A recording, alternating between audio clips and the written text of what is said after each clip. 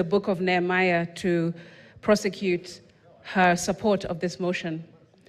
But what exactly did Nehemiah say when he was urged to retreat? What was Nehemiah's decision when people were trying to distract him from his work? Mr. Speaker, Nehemiah said, I am doing a good work and I cannot come down. And that's what Gen Z are also saying to the executive and to members of parliament, that they are doing a good work, standing up, speaking for themselves and for their colleague young men and women who are out in the streets, Mr. Speaker, and they cannot come down. And neither should we in this Senate. How can we go on a recess? Why are we going on a recess? We have just come from a 3-week recess period, Speaker. Why do we need 2 more weeks to reflect? This is a house of reflection, and we have to do it while we're sitting in these seats and when we're speaking in these microphones. That's what we're here to do. Parliament stands to represent its people. Parliament, Mr. Speaker, does not close to run away from its people. I want to urge and persuade those who have not spoken yet to also concur in opposing this motion, not because of disrespect, but because of respect for the young men and women who have lost lives, who are now muted because they cannot speak due to yesterday's horrifying scenes. We can't go home. Are we trying to say that renovations of windows and offices are more important than speaking for bloodshed and lives lost yesterday? We cannot, Mr. Speaker. And I, as a young person, as the first young person speaking to this motion, as a youth in this house, I am speaking for the youth who are outside of this house. We cannot go on a recess. It is wrong, and it would be completely insensitive to do so. Mr. Speaker, darkness fears democracy. I rarely wake up in the morning wishing for my eyesight to be restored, but what a sight to be able to behold. This last week had me aching with desire to see my fellow youth in the most spectacular display of patriotism, camaraderie, and putting up a first-rate masterclass on demanding that governments be held to account for the entire world to see. And yes, they have seen. But unity, Mr. Speaker, has been violently gunned down in the streets, not by men, but by monsters who have no concern for human life. Although this government has demonstrated that lifeless Kenyan bodies are not to take precedence over their punitive finance bill, young Kenyans have looked their oppressor dead in the eye and shown them that when it comes down to the wire, there are only 2 times to be brave: when you feel like it and when you don't. My profound disappointment with the current government and its forceful assault on crowds of innocent youth, Speaker, by its nefarious police officers who have gone rogue on unarmed young citizens peacefully exercising their constitutional right towards an uncaring, a corrupt, and wasteful government in their eyes that has turned its back on them, cannot be emphasized enough, Speaker. The brute force used against young, unarmed protesters reveals the operating system built into the fabric of today's government. And when they kill us, Speaker, they're killing themselves. The arrogance from some of these top government officials has been outrageously condescending to young people, disgusting and reminiscent of narcissistic abuse. You call us wankers and clueless children of plunderers. Then you say you're proud of us for making our voices heard peacefully. Then abduct defenseless children using state machinery and escalate a peaceful demonstration of young people with phones, twigs, and water bottles in their hands into barbaric scenes of bloodshed. Young people, Mr. Speaker, were not out to kill. In fact, I was here on this premises yesterday when everything set off. And whilst I was separated from my security guard, Mr. Speaker, I also saw another member of parliament from the National Assembly who is a wheelchair user who voted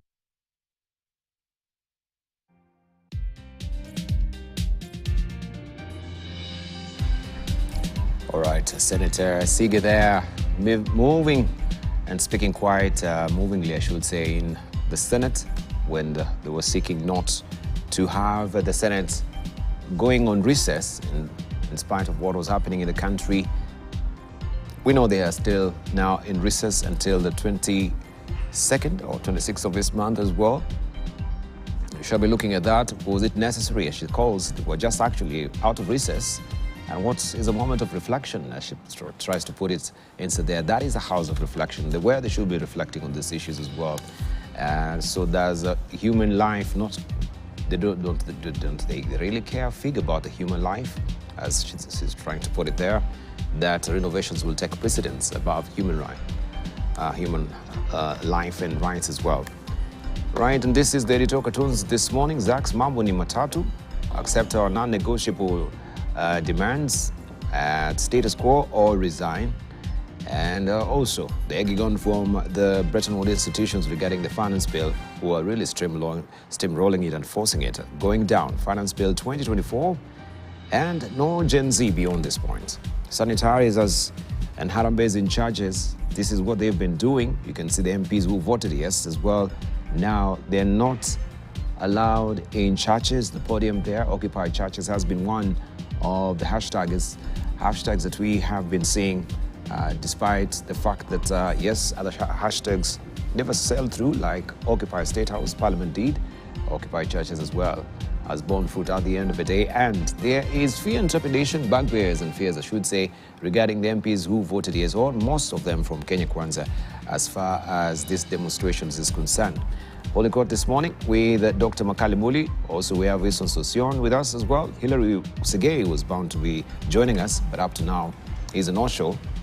And many of them are not picking our calls as well to be on the show. Dr. Makali, is this the current state of play everywhere? Yeah, you can tell us what is really happening. Yes, everyone now says, oh, let this storm just pass away. So that when everything has calmed down now, we can actually come back and have discussions, issues of national interest. But this also is a big of national interest as it stands right now. But let's just begin from where Honorable Sige, not Sige, but Asigi, she was just speaking on. I think she spoke quite movingly, and on a lot of issues. And why should Senate or the National Assembly be on recess?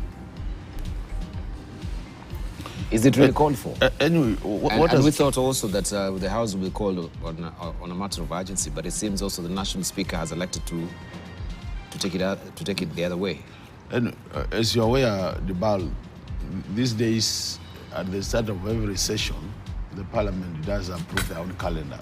You know, initially the President would be able to dissolve Parliament at 10 point. Yes. Now Parliament would normally have their own calendar on when to go for short recess, for long recess, and actually from our calendar, which had been approved to last week. But I think the question we're asking is, and I think that we need to, this is what Kenya should be assured of, is that even when Parliament is on recess, if there is need for Parliament to be recalled on the basis of there's a good reason why they should be recalled, we only need the minority leader, and the majority leader and the minority leader try to the Speaker and say, there is this matter of national interest, can you recall Parliament? And the Speaker then would procedurally approve, and you are recalled to go and discuss the matter and then proceed on your recess. But I think the issues being raised by the Senator is that what happened last week, the Senator is raising very fundamental issues in terms of why it had to happen. And one of the most touching bits is where she says, you have young people here on the streets, they have only bottles of water and their mobile phones and nothing else. And they're saying, they're even chatting, we are peaceful. Then despite all that, a bottle of water, a mobile phone, and people are chatting, we are peaceful.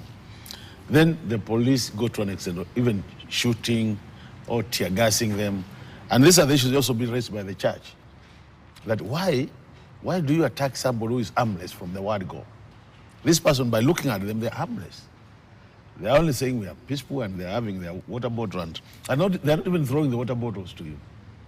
So I think what we are saying is, in a situation where the police cross the line in terms of what is expected of them, and the law is very clear, when you're handling the public, how should you handle the public? And we have said as a country many times, police needs to be reminded every time that they are no longer a force. It's not a police force.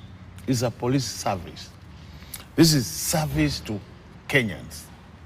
So anytime they shift to become a force, then Kenyans must ask the hard questions. Why? Because we've even bought, this tear gas is bought by Kenyans. It's taxpayers' money. The instruments they are using to attack Kenyans is taxpayers' money.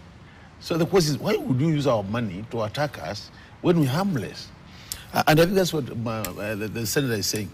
So in such a situation, the senator is saying she thinks both the Senate and the National Assembly should be in the House, so that in case there are emergencies, we don't have to be recalled.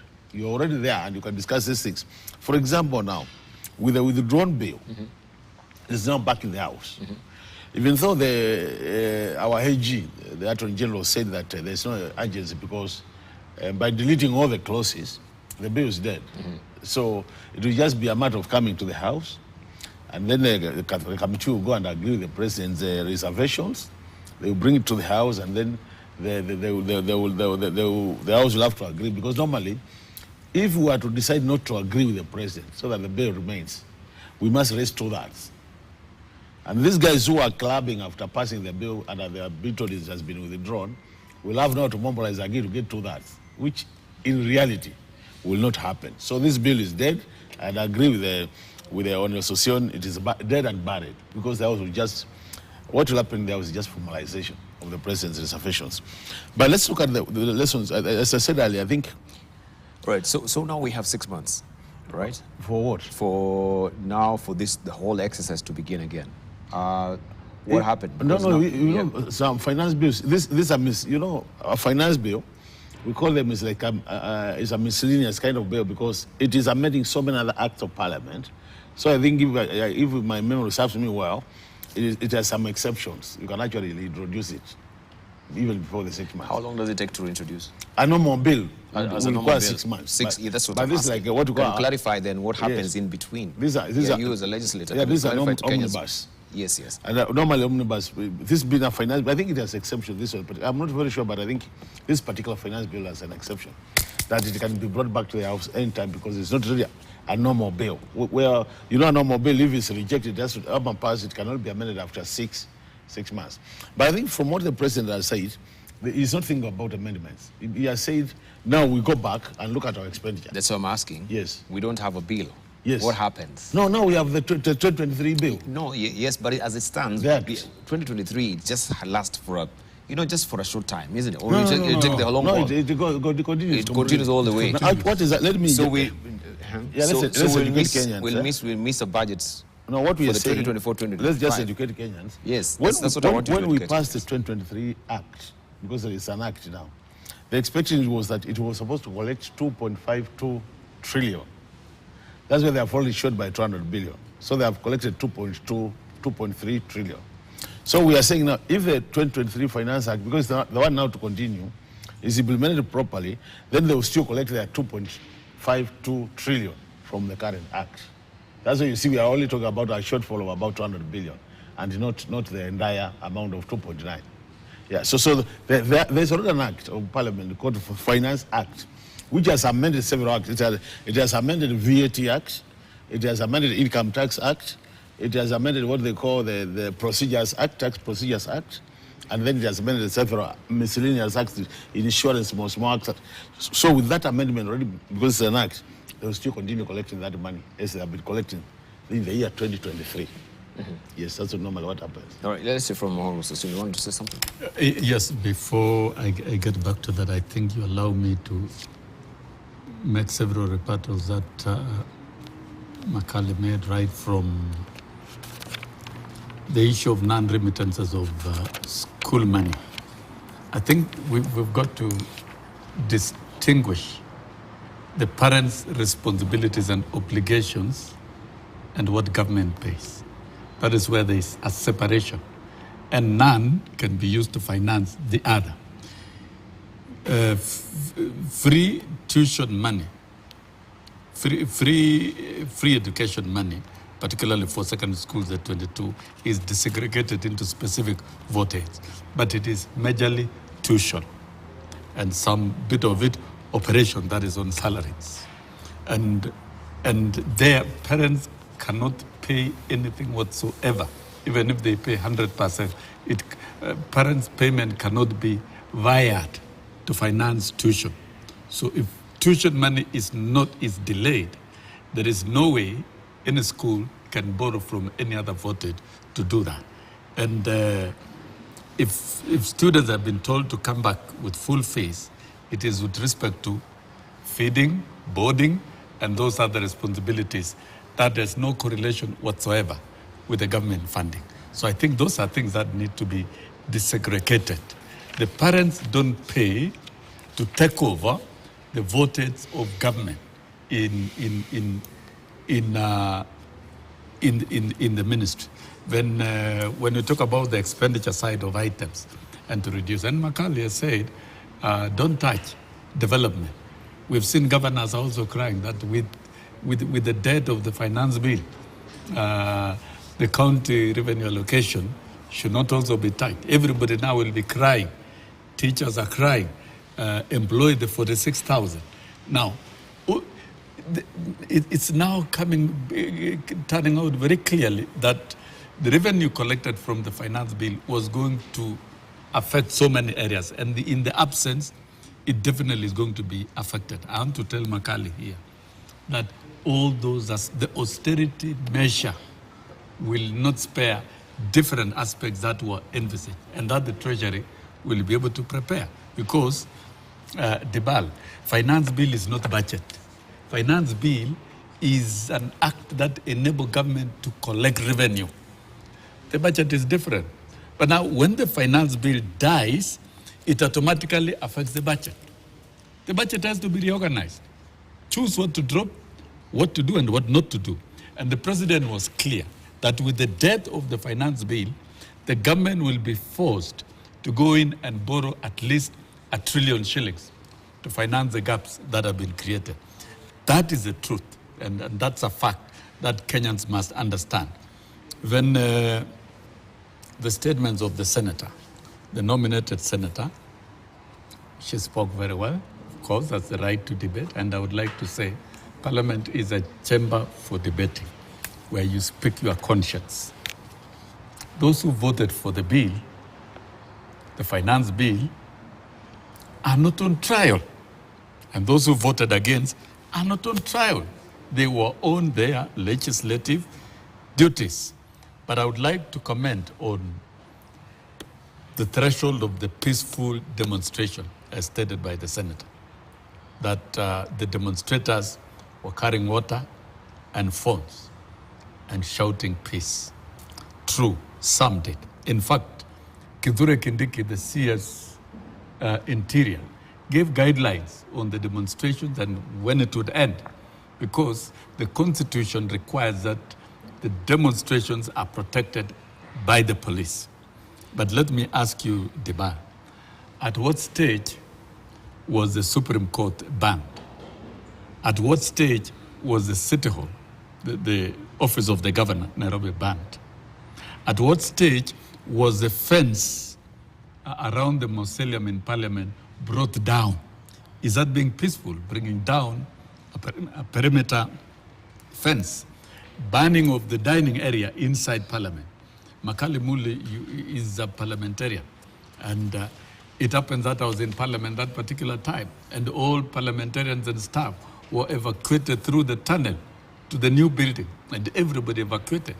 And when we got back, the magnitude of vandalism inside Parliament, including the press center. If you check the press center in Parliament, you are a media person. The equipment and all of it was destroyed.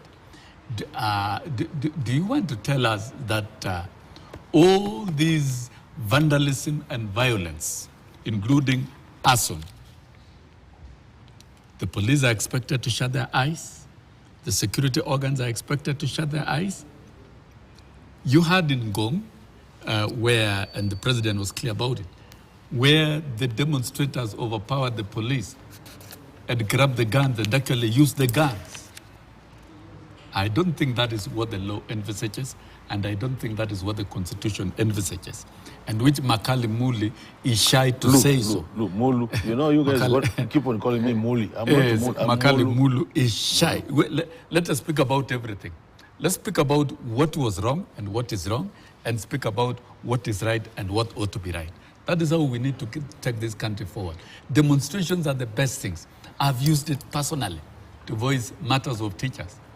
But then, getting to the level of violence, banning, and destroying property, you know, I don't think what you're not thing. telling Kenya's Honorable Sossion is this. And we don't need to tell Kenya. It is known. It is the police who trigger these demonstrations to become violent. Now People will be marching peacefully, and then the police will start harassing. You really need to take 5 years in a political science class to come and convince Kenyans that the police triggered the demonstrators to pull down the fence in Parliament. No. The police triggered the demonstrators. You can see these clips. You can see these clips are all over the place. To ban City Hall, to ban the Supreme Court.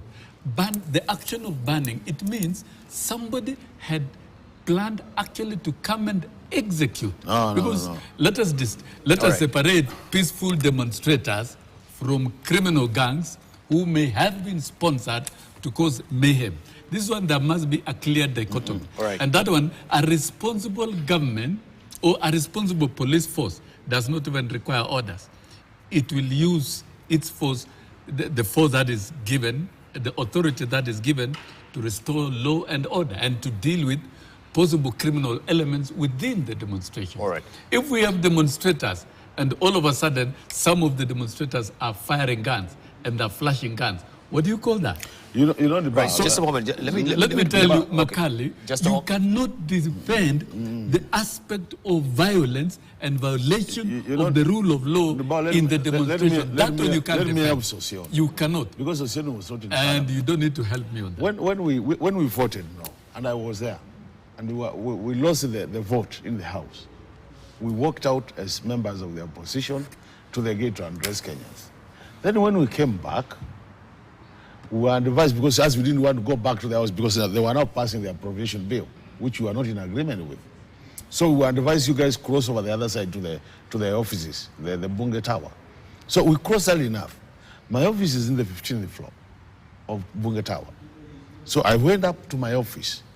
And when I was there, I was actually watching what was happening from 15th floor.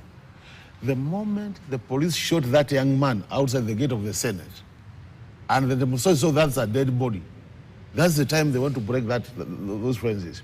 So what I'm saying is, here you are, I'm standing, I'm telling you, I don't want to fight you. You keep on slapping me all over the side. You are boxing me, and I'm sad. Do you think I will not defend myself? It's very simple. It is the police. Immediately they shot. That's when now hell broke. That's when hell broke, and when the young guys broke that fence, came all the way to the Parliament. I was watching them as they were coming into the Parliament.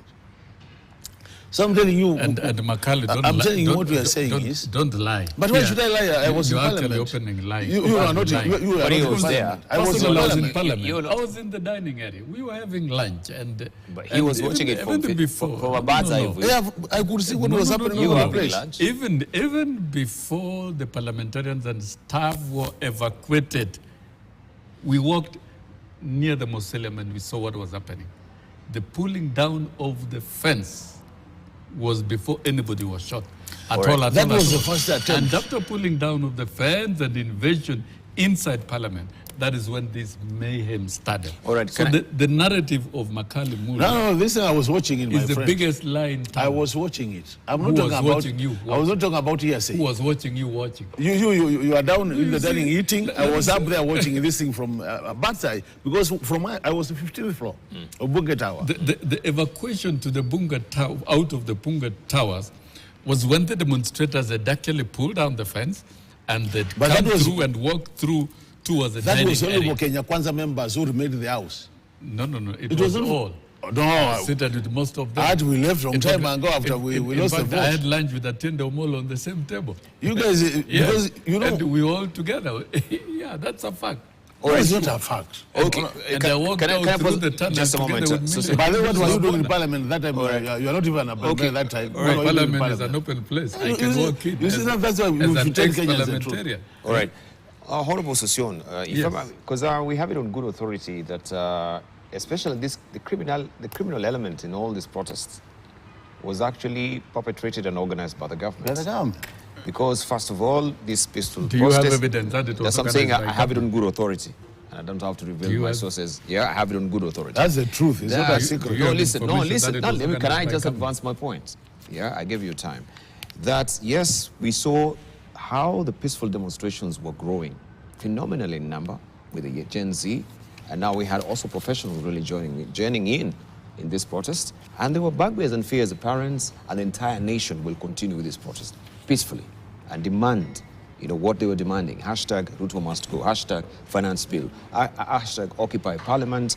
Hashtag occupy State House at the end of the day. What we have the row that is ongoing as well with the Deputy President, Anuddin Haji, will tell us much. That some of his hooligans were being ferried to try and scuttle the whole process so that now we'll have the criminal element into it as a stock of excuse of stopping the protests. And it happened. Them that were being ferried is what you're talking about, who are being shot. Let me tell you. No. Them that were being ferried, those are criminal elements. And just not only here. We saw it happening in Eldoret as well. Didn't you see the countermanding the protests that were very peaceful with clubs and banjons and all manner of crude weapons, right? So how then do we uncouple state from all these criminal elements and the killings that have happened because it was instigated by them? Debal, when you say very without fear that the violence was executed by the state, I think you can't convince anyone at all. Do you want to tell me that the state... I've just told you I have it on good authority. Yes. Yeah, you have said it. Yes. You have said it. Yes, I've said it and I believe you have that authority and you have that information. Yes. Can you tell us who did it within the state? No, that is not for you to tell. State, I mean, that's my source. It is the state that went to ban City Hall. It is the state that went to ban the Supreme Court. It is the state that pulled down the fence in Parliament.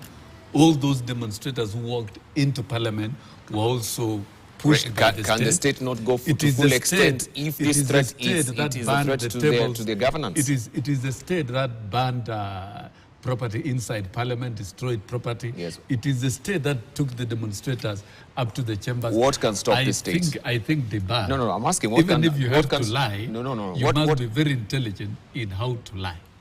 You must be. Intelligent in how to lie. Forgive my deficiency of intelligence, but I'm telling you that is what... lie. No. The fact is... No, listen, forgive my deficiency of intelligence. No. But this is what I'm telling you. We have it on good authority. The fact is, there was well-executed lawlessness within the midst of the demonstrators. By the state. That is a fact. By the state. No, you can't say by the state. By the state. You have evidence. No, if it's not... No. Just a moment. Let me help you. No. He needs to tell her by who. Yeah, if it's not the state, you know also. Because also you seem to be fully convinced and you have info and scrap of proof as well that they were convinced. It was well orchestrated. I'm not a police officer, neither am I an intelligent officer. Then why are you speaking on authority like you are one? I'm speaking on authority. We saw criminal action of banning. Yes, we did. We saw criminal action you of... say you know who organized. Pulling down then the who fence. Organized this? Have I said I know who organized? No, but you just told us on this table that... It is you who said the state organized. No. Do you have evidence? You've denied mine. Who in the state? That's what I'm asking you. Tell the country. Because the country needs to know who actually in the state organized. Because we don't speak for the sake of speaking. We don't engage in careless talks. Who really organized within the state? That is what I would like to know. Because I don't think any reasonable within the framework of government securities can do that. When in fact the state is spending a lot of resources and efforts to ensure that there is peace and order. The efforts that the state is putting is not simple. And when it comes to loss of lives out of such confrontation, and this actually, the action that was taken averted loss of several other lives. And that is what this, when you say the state executed it, can you tell us who really did it at the state? Tell us. We want to know as Kenyans, because we can't defend what is. If anybody at the state did it, can you tell us who did it? Okay, let's hear from you. You know, Dibal, I think what Society is demanding from you, he knows you cannot say it. I don't know why he's no, you have to. Yeah, if you cannot substantiate, then don't say it. The state is just as good as an answer. If you are in the floor of the house, you can say it. You cannot substantiate. The state is just good as an answer. I don't know what it is wants to but the state is just as good as an answer. Refusing to tell you the truth. Have information, even if he knows what you are saying is the truth, but he doesn't want to accept it. If you don't have accurate information, shut up forever. Because all said and done. The public. All said and done. We can't mislead the public. Because loss of lives is not anything you can toy around and talk about carelessly. It's not a simple thing. Banning of property, can you imagine? Banning the Supreme Court of the Republic of Kenya. Banning the Parliament of Kenya. That is desecration of the highest order. You and me, me and you. It is not a simple thing. Me and you are parliamentarian like and me. Makali, you know very well. Don't joke for joking as you know very well what we are saying is the truth. No. Stop pretending. Give him some time to just talk, please. I'm not pretending. So that we're not actually having a... Because the truth of the matter is, we have been in demonstrations in the past. This is not the first demonstration. You remember us who are in the position, this is something we do after every 5 years. And you know very well, at times, guys who believe they're in the Kenya Kwanza government will tell us, you guys will be having our 2,000 people in that demonstration. It's not a secret, he knows it. It's not like that he doesn't want to accept. So, the story is, there were people who had been pushed there by the state to do the things he's... Who exactly had been put there? No, this is not the time. When I'm in Parliament, ask me that question, I'll be able to tell you. That is a wild allegation. That is a wild allegation. The fact is, criminal gangs infiltrated. And when you talk of criminals, the criminals are not agents of government. And it is known. And eventually, if we need accurate intelligence information, and we are not privileged. You are not privileged. You are not privileged to consume on this intelligence table, information. There is a truth. We can't justify killing of young Kenyans, irrespective of who none of us is justifying killing. Who planned it? None of us is justifying killing of young people who are not armed at all. And we're saying we cannot justify violence as well. No, violence you can justify, but killing you can't. No, you can't justify violence. You can provide explanations. Killing we can't. Okay, we'll leave it at that. But of course, may that be as it is right now, as we know it. Everyone will pick their sides as far as this protest and how the scuttle were really stopped either way by the state or by the KDF. Now that we have it on the ground, everyone has bugbears and fears at the end of the day. But I wanted just to come to the issue of the Senate just a bit. Yes. Because we have now the cancellation of the finance bill as it is, and we had suggestions from the president that also development will stop. But I can see senators are raising also special umbrage with that, and they're asking critical questions as far as development in the counties is concerned. Them they're saying no, there's no way, even if it's a declaration from the presidency, because it actually called upon the National Treasury and the counties, to be on this collective voice of 100 people for the national task or the National Steering Committee that will steer, of course, maybe having a happy medium with the Gen Z at the end of the day. Yes. What really happens if the development fund now, they are taking the stand? As I was saying earlier, and I think this was also confirmed by the president last night, most of our development is actually funded through borrowing. It's either loans or grants which have been given by our development partners. So the truth of the matter is, most of our current expenditure is what is funded through the money we collect locally. And you remember that by even one time we were arguing here saying that there's a very high likelihood that even the government is funding recurrent expenditure from borrowed money, which is against the financing, the Public Finance Management Act.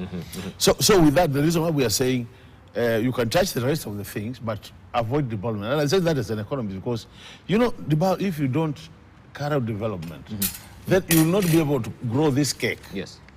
Which can make our things easier, because by growing the cake, you'll be able to collect more taxes, and then you start living within your means. So if you say you also want to touch development, then we are saying possibly we'll have a problem. But we are saying in a situation where we could be funding some developmental activities from our ordinary revenue collected locally, then there could be a case to say, let's not do this project this year. Can we push it to next year so that we relieve Kenyans of this heavy pressure on them?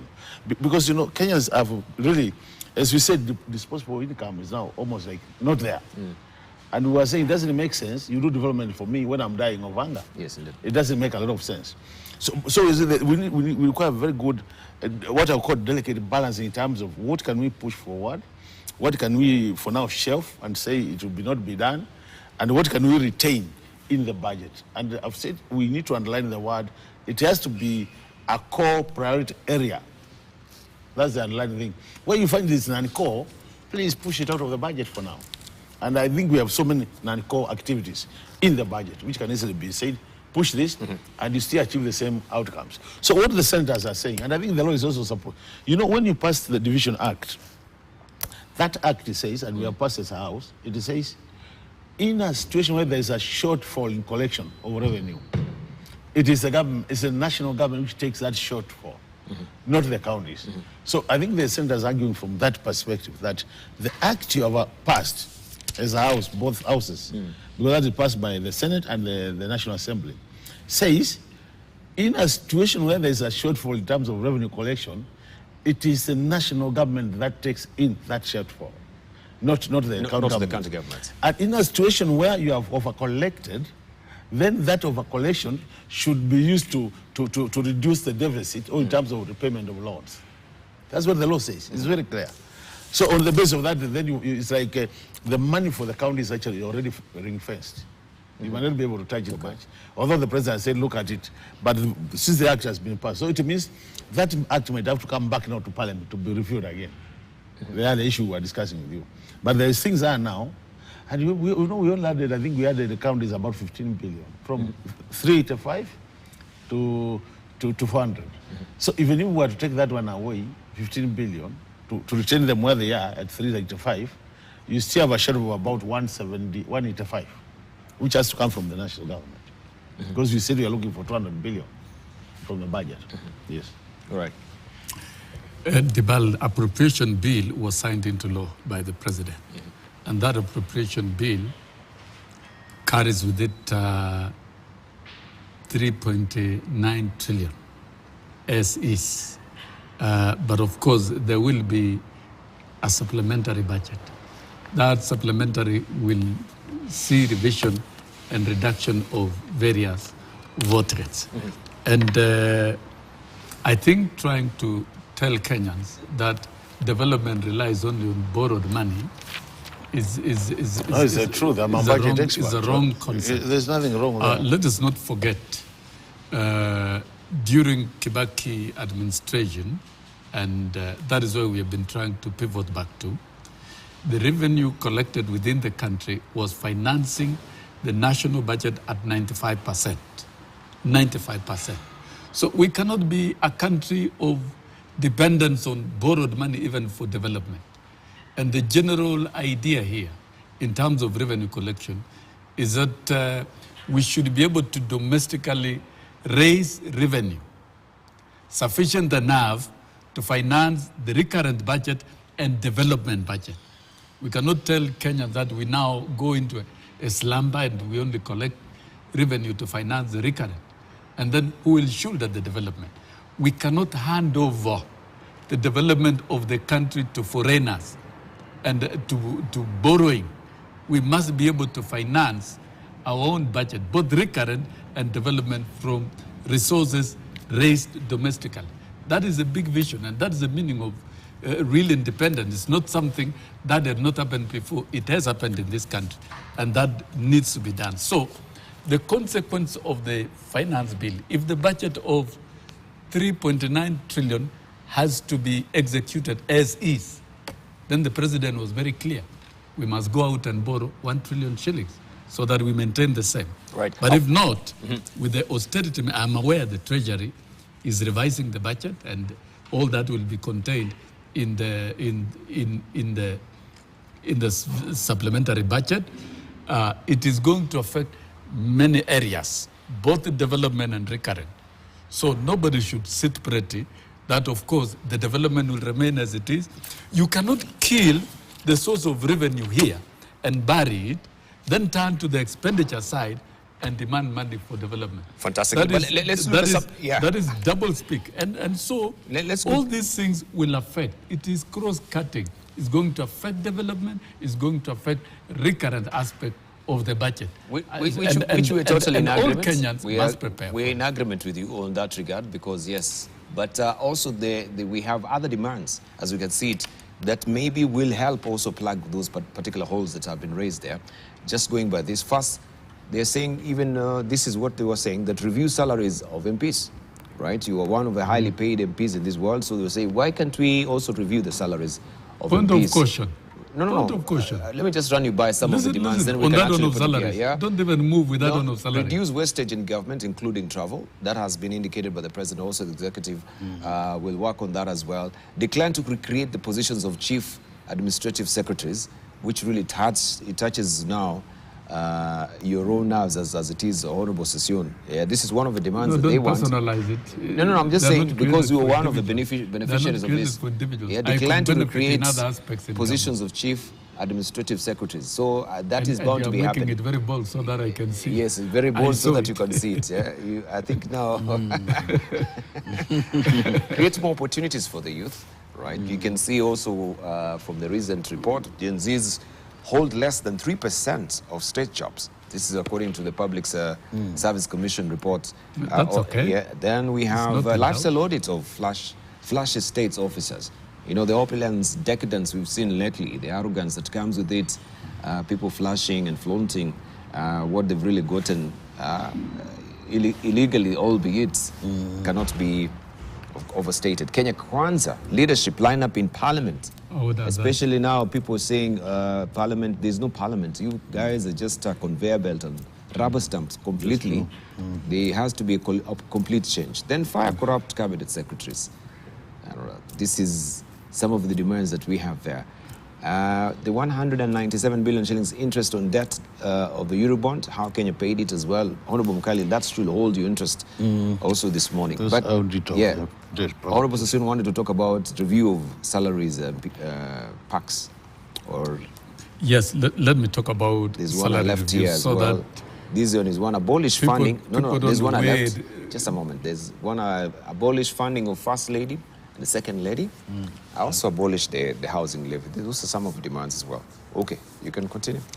No, that's a wish list. But of course, there's what government will do and it shall do.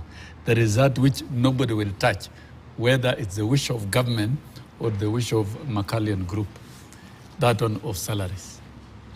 You know, all salaries are guided by international laws, particularly when it comes to salaries and compensation for the work done. And we saw with the doctors and the interns, it is not permissible to reduce salary points of any worker for whatever reason. You cannot vary downwards. You can only maintain, Honorable Makali Mule, maintain it where it is, or you don't increase at all. But to reduce it, to talk about salary reduction, is you are creating another war with the trade unions away from the Gen Zs, and I know members of parliament will not allow that.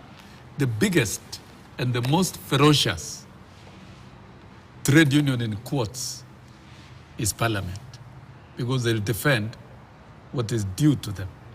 And so touching on earnings should be avoided. Let us raise money, enough money, to pay those earnings as they obtain currently. The only thing you cannot do is to review it upwards. All right. But you can maintain where it is. Honorable That Bakali. is the so let us not venture into activities that we cannot accomplish. Let us not venture into activities that is going to deepen the crisis further. Let us do what is right. Let us focus on what is doable and what the law permits and what common sense permit. Let's look on the clamping down on corruption and the clammy fingers also in government as well. What about the firing of the cabinet secretaries who have been involved and embroiled in corruption? And they're well known. Should they be fired because the president has shown intent that this moving forward is one thing that is going to look into it, is going to be particularly intent on making sure that does not happen anymore. So in the fight of corruption, where should he begin? They're suggesting that is the Gen Z. You begin by firing the firing secretaries. them. You know. I think the question we need to ask ourselves is where did the rain start beating us?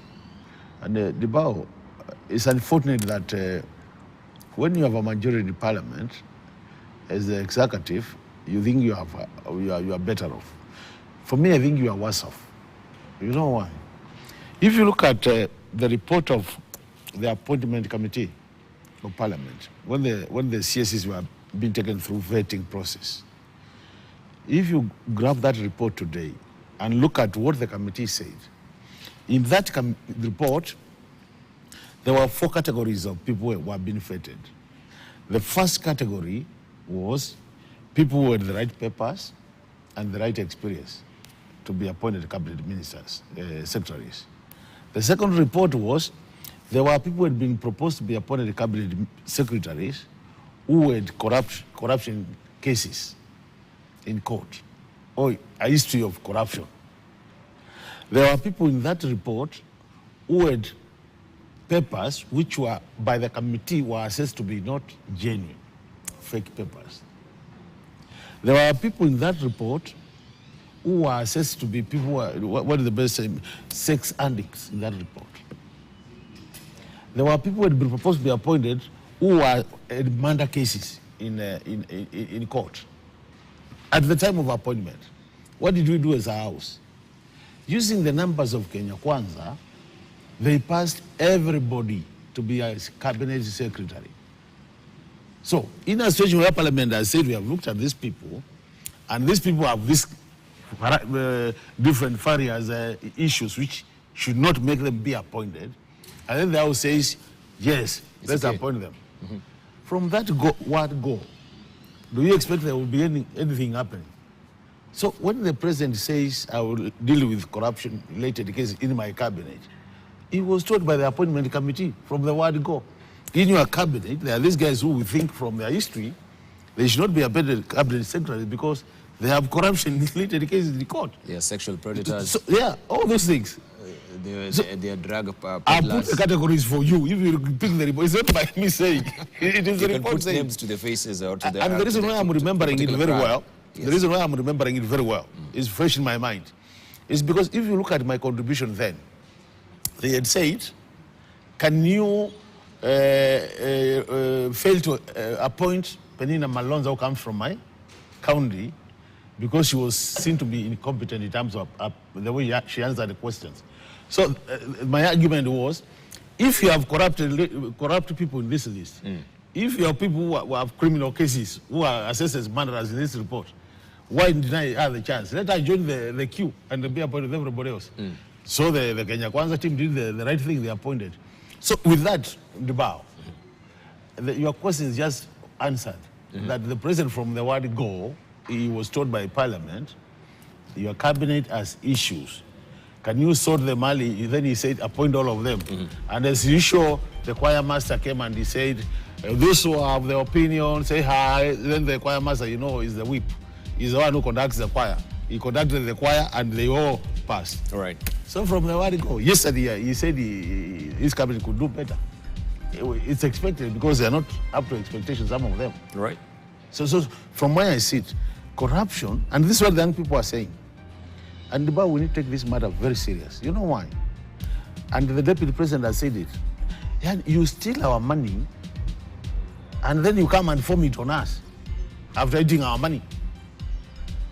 The young people are saying it. They are saying, this guy here the kind of lifestyle he's living is not the lifestyle is expected of a person who was just appointed the cabinet secretary the other day. These guys, then they walk around, you know, with a lot of maringo. They think every Kenyan is nobody. They go to Arambis, wanapigwa makofi wakitoa pesa in millions. You don't count out thousands, unasema 1 meter, 2 meter. And then a young man who has a degree, an economist like me, is watching seated somewhere. I've stayed 5 years without a job. I can't marry because I have no job. And then these guys can kill, I'm telling you. The Gen Z, they can't do anything. They have nothing to lose. And that's why we are saying, can we have a national conversation? I like the idea where the president was saying some of the demands could need a national conversation. And I think that's why he's calling for it. So like our salaries, the truth of the matter is they're in our payslip. But if we sat down as Kenya and said where we are as a country and our financial position, our economic situation, we can't avoid this wage bill. And we have said it. We had 46 wage bill in terms of our revenue, ordinary revenue, 46. What is the expectation? That 5%? We had 46, which means we are way above the expectation. If we sat down and agreed that as a country, for us to move forward, can we agree all of us take pay cut? And it's across the board. President takes a pay cut, MPs take a pay cut. I don't know why. For the sake of the country. Yeah, even the unions will be able to agree and say this is for the country, for the benefit of the country. It's not the first time we're hearing, though it never really happened with the 20%. So the problem is the previous administration was seeking that we have a 20% pay cut. Could you take a short break, then we circle back with that as well? And also talking about corruption, we have the whole issue of the conflict of interest bill that we need to discuss. That I know Honorable Sigei should have been here at the Senate, because they've only passed the conflict of bill of interest bill, and it's coming to it, conflict of interest bill, and it's coming to the National Assembly, and also people